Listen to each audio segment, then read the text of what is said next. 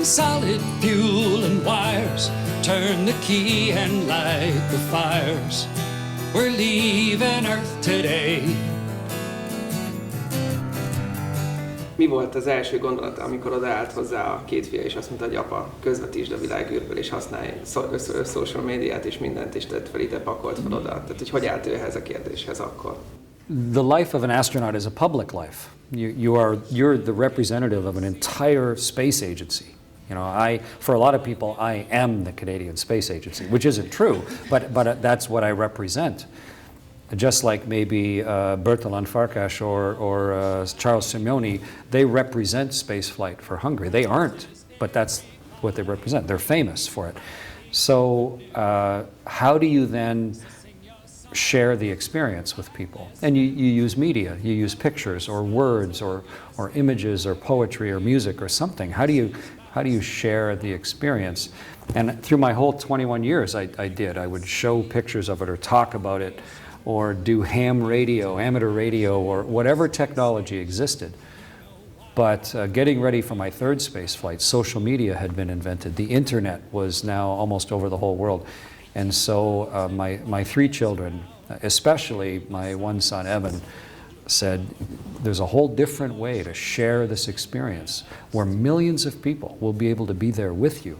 And so you should learn how to do it. And he was right, absolutely, because it democratized the experience. It's way too good to keep to yourself. You know, it's something you want other people to taste and see.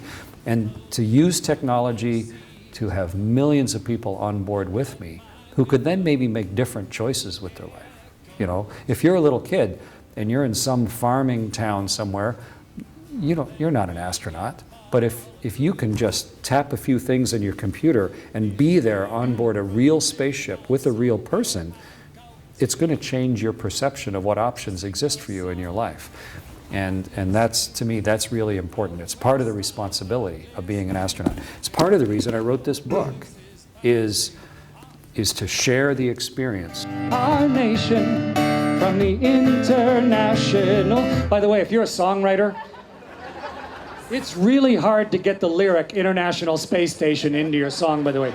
International Space Station. By nature, we think we're really important. Every one of us.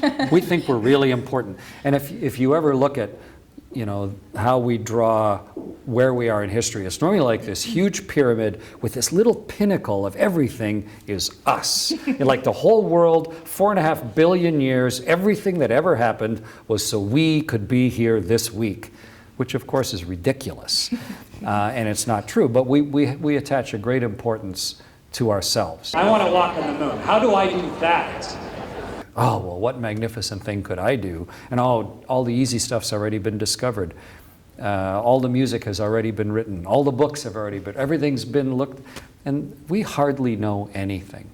We just barely understand how the world works. We don't know so many things. We don't know really what causes the Earth's magnetic field. We don't know what 94% of the universe is even made of. We can only account for 6% of the universe. We're just starting to understand the human genome, our own fundamental history of how we came to be who we are. We sure are just starting to learn how the world works as a closed system with 7.5 billion of us. There are so many things to discover and write and invent and share. And I don't think there's ever been a richer time, because the ideas can be communicated almost instantly all around the world. So I think the easy thing to do is to sort of feel negative and to feel like, oh, there's, you know, everything's already been done. But the reality of it is we're like just starting to open doors that we didn't even know existed. And that's the exciting part every day, is the discovery of new things. If you could see our nation from the International Space Station, you know why I wanna get back soon.